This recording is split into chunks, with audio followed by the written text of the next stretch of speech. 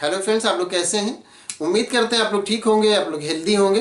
Friends, आज एक question है कि सेलुलोज का फंक्शन क्या होता है। सेलुलोज, तो सेलुलोज के बारे में हम जानते हैं कि सेलुलोज सेल वॉल में पाया जाता है और सेल वॉल सिर्फ प्लांट सेल में पाया जाता है। तो इसका मतलब ये है कि सेलुलोज भी सिर्फ प्लांट्स में पाया जाएगा, एनिमल में नहीं पाया जाएगा, क्योंकि एनिमल का जो सेल होता है उसमें सेल वॉल नहीं पाया जाता। हम यहाँ पर देख लेते हैं स्ट्रक्चर बना करके। तो ये सेल वॉल है, ये कोई प्लांट सेल है ये, और ये इसका हम जानते हैं कि सेल वॉल सबसे बाहर की तरफ पाया जाता है। ये सेल वॉल है, ये सेल वॉल है, सेल वॉल। ये प्लांट सेल है, जाहिर सी बात है प्लांट सेल है तभी सेल वॉल है। एनिमल सेल तो सिर्फ इस तरह से पाया जाता है, प्लाज्मा मेम्ब्रेन बाहर से होता है। तो यहाँ पर हम बात करें सेलुलोज की, तो सेलुलोज इसी सेल वॉल में पाया जाता है और सेल वॉल सिर्फ प्लांट सेल, ये सेल वॉल है और सेल वॉल सिर्फ प्लांट सेल में पाया जाता है। तो इसका मतलब ये है कि सेलुलोज भी सिर्फ प्लांट में पाया जाएगा, क्योंकि सेलुलोज जो है वो सेल वॉल में पाया जाता है और सेल वॉल एनिमल सेल में नहीं पाया जाता, सिर्फ प्लांट सेल में पाया जाता है। तो इसका मतलब ये हुआ कि सेलुलोज भी सिर्फ प्लांट में पाया जाएगा। तो सेलुलोज का फंक्शन क्या होता है? तो सेलुलोज का प्लांट में जहां तक फंक्शन होता है, तो वो सेलुलोज एक कॉम्प्लेक्स सब्सटेंस होता है जो कि सेल वॉल में पाया जाता है और इसका जो फंक्शन है वो इसको स्ट्रक्चरल स्ट्रेंथ प्रोवाइड करना। जो सेल है इसको स्ट्रक्चरल स्ट्रेंथ प्रोवाइड करना, ये सेलुलोज का फंक्शन होता है, सेलुलोज का काम होता है।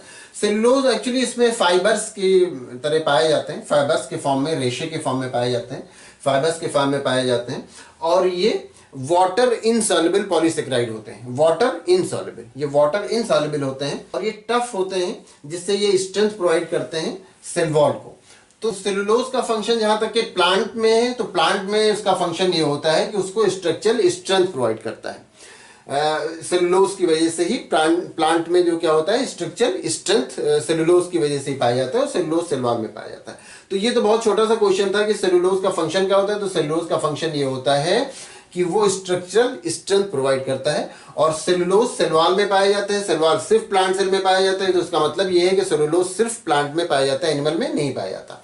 अब सेलुलोज का अगर ये देखा जाए कि एनिमल में क्या फंक्शन होता है, तो एनिमल में अगर आते हैं हम ह्यूमन में, तो जब इंसान किसी भी प्लांट के कोई भी प्रोडक्ट जिसको वो एडिबल है, जो खाने की चीज़ है, उसको खाता है, तो अगर वो रॉ है, कच्चा है, तो उसको खाएगा, तो जाहिर सी बात है ये सेलुलोज कच्चा रहेगा।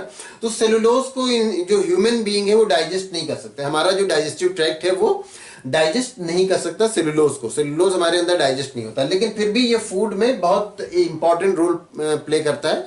ये जो फूड मटेरियल होता है उसके मूवमेंट में बहुत इंपॉर्टेंट रोल प्ले करता है और इससे ये होता है कि इसको खाने के साथ अगर सेलुलोज रहे खाने में, तो कॉन्स्टिपेशन भी नहीं होता। कॉन्स्टिपेशन नहीं होता तो फिर ये एक तरह से फूड, जो हम फूड लेते हैं उसके लिए एक ज़रूरी पार्ट हो जाता है कि हमें साथ में कोई रॉ फ्रूट वगैरह लेना चाहिए अपने खाने के साथ में, ताकि हमारे फूड का मूवमेंट जो हम खाते हैं उसका मूवमेंट ठीक से हो सके।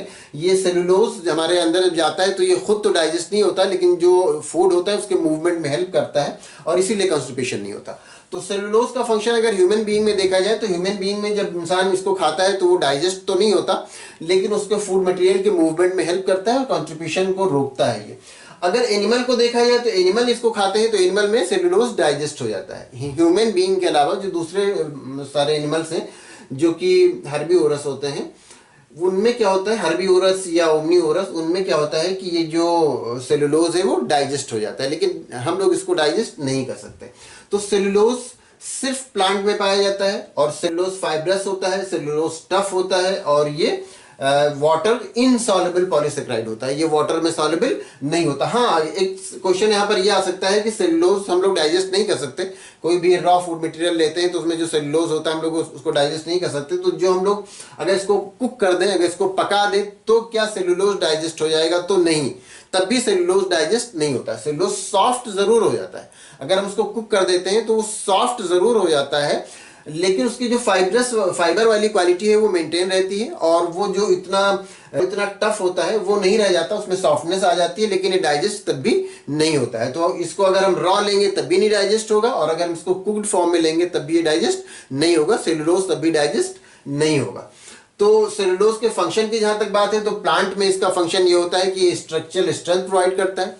एनिमल, अगर ह्यूमन बीइंग में खास करके लिया जाए, एनिमल में तो जो एनिमल इसको हर्बीवोरस है वो तो खैर खाते ही हैं, उनमें डाइजेस्ट भी होता है, लेकिन अगर ह्यूमन बीइंग के बारे में बात की जाए तो इंसानों में ये डाइजेस्ट नहीं होता, लेकिन ये फूड मटेरियल के मूवमेंट में हेल्प करता है, कॉन्स्टिपेशन को रोकता है। इसलिए जो भी फूड है हम लोग को लेना चाहिए तो उसके साथ फाइब्रस डाइट जरूर लेना चाहिए। फाइब्रस डाइट लेने का मतलब ये होता है कि सेलुलोज वाली डाइट जरूर लेना चाहिए। तो उम्मीद करते हैं आप अच्छी तरह समझ गए होंगे कि सेलुलोज का फंक्शन क्या होता है। अगर कोई कंफ्यूजन है या किसी तरह का कोई क्वेश्चन है तो आप पूछ सकते हैं। Thank you.